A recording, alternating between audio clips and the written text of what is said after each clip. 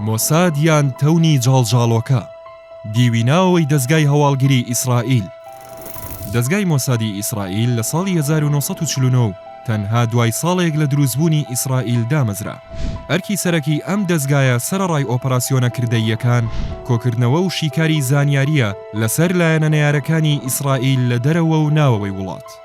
یەکە جیاوازەکانی دەستگای مۆساد وەک تەونی جاڵجاڵۆکە چوون بە ناویەکدا و هەریەکەیان ڕۆڵێکی دیاریکراوی هەیە. هەروەک مۆساد تەنیا لە گۆڕەپانە نەریتیەکانی ڕوبەڕووبوونەوەدا کار ناکات، بەڵکو بە شێوەیەکی بەرفراوان لە چەندین بواری کەلتوری و کۆمەڵایەتی و میدیاییدا ڕۆڵ دەجێڕێت. دەستگای هەواڵگری مۆسادی ئیسرائیل لە چەندین یەکە و بەشی جیاواز پێک دێت. لەوانە یەکەی تیزۆمێت کە بەرپرسیارە لە دامەزراندنی ستاف و بریکارەکان و بەڕێوەبردنیان. سیخوڕەکانی ئەم یەکەیە لە ژێر ڕووپۆشی بازرگان و کەسانی دیبلۆماتکار و مەدەنیدا ڕۆڵ دەجێڕن.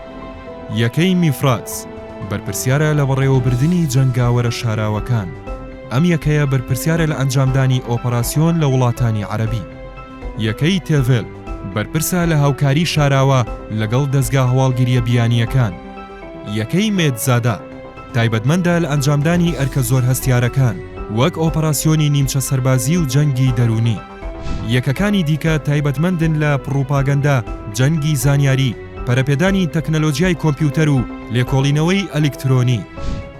بە شێوەیەکی گشتی گرتن و هێنانەوەی ئەدۆڵف ئایخمانی گەورە بەرپرسی نازی لە ئەرجەنتین لە ساڵی 1960 بە یەکێک لە ئاڵۆزترین ئۆپەراسیۆنەکانی دەستگای مۆساد دادەنرێت.